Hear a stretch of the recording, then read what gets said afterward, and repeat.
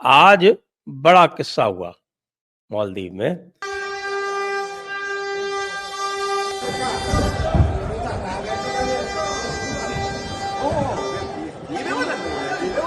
Parliament में जो है वो इनके पास पूरे सदस्य है नहीं, प्रेसिडेंट साहब के पास। तो प्रेसिडेंट जो है वो अपनी जो भी कैबिनेट बनाता है उसको उसे पार्लियामेंट में अप्रूवल के लिए देना पड़ता है।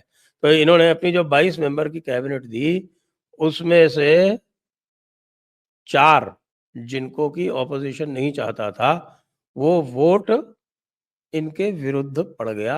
मैं समझता हूँ that was a maximum pressure एक इंडियन गवर्नमेंट का हो सकता है। जो लड़ाई झगड़ा हुआ, मारपीट हुई, हंगामा हुआ, मुइज्जू साहब के भी सुनाए 2-4 धौल पड़ गए।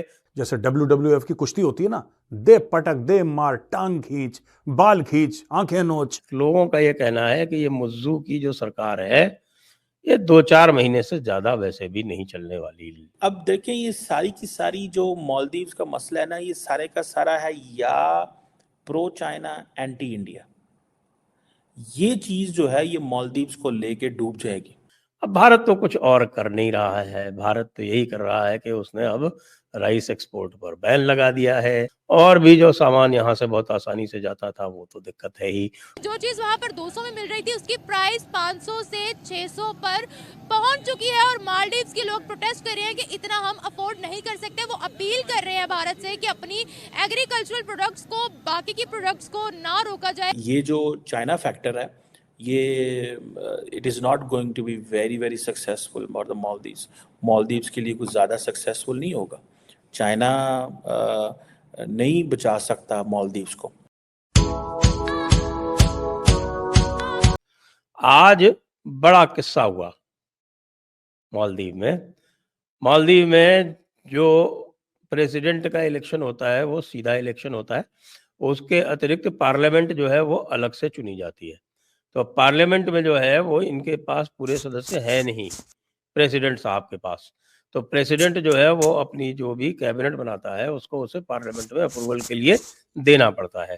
तो इन्होंने अपनी जो 22 मेंबर की कैबिनेट दी, उसमें से 4 जिनको की ऑपोजिशन नहीं चाहता था, वो वोट इनके विरुद्ध पड़ गया।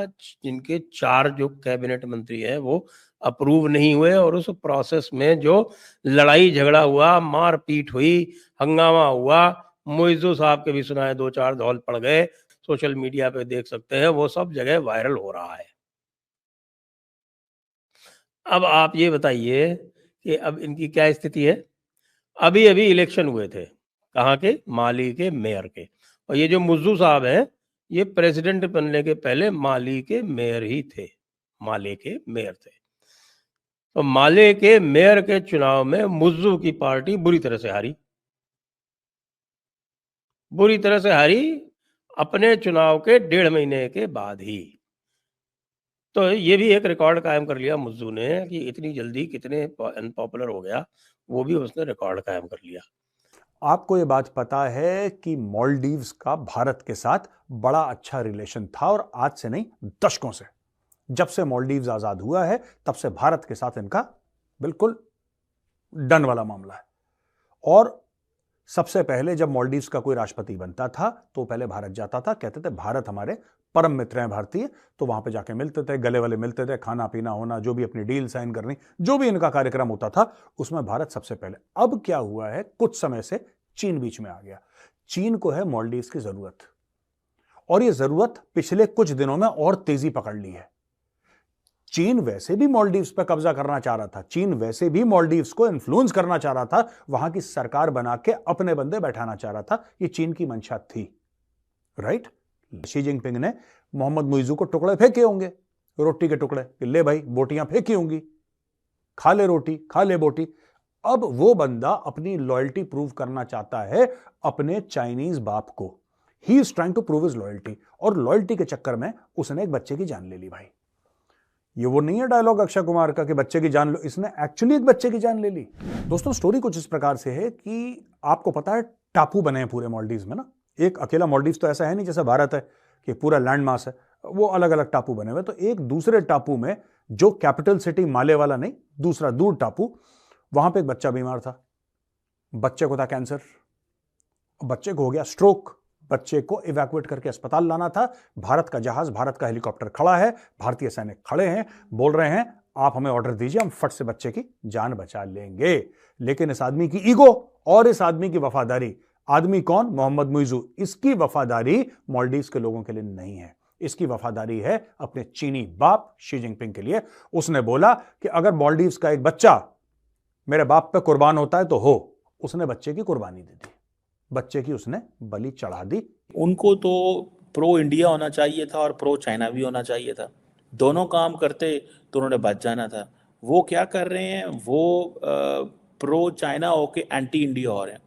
अब भारत तो कुछ और कर नहीं रहा है, भारत तो यही कर रहा है कि उसने अब राइस एक्सपोर्ट पर बैन लगा दिया है।